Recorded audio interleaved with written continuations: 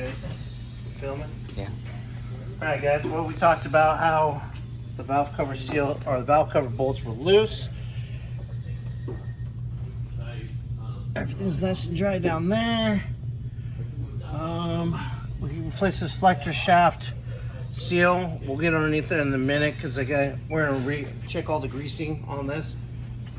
And what else will we do? Oh, transparent gasket. Because we talked to you, Sam, and you said it's okay. Go ahead and clean it out. Fill it up. I just took it on a test drive. Shift selector seals. Yeah, well, we'll double check that one once we get up in there. I want to double check that. How's that valve cover? It looks good. All right, so it's just Yeah. snugging it, saved it? Yeah, Okay, it looks good so far. That's good. That saves you time. I mean, I'll definitely let it run a few more times here and there, so I can just definitely double check. Yeah, English. Double and triple check, make sure we don't have any leaks, because obviously we have the warranty valve cover seals, so if they're still leaking, then we'll go ahead and do it. And we're going to keep them in stock too if they don't, because we don't have any 460 valve cover gaskets in stock. So Yeah. I'm the one talking. You should probably point the camera to the person talking, Carson. Imagine that. Oh my god, I think the screen just cracked right now. Right. Well, I mean, that's just his face.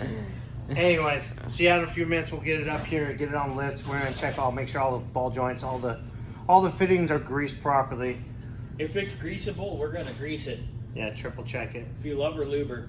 and we'll show you. Make sure. Otherwise, you just spit on that thing. selector shaft seal is not leaking when it's up in there.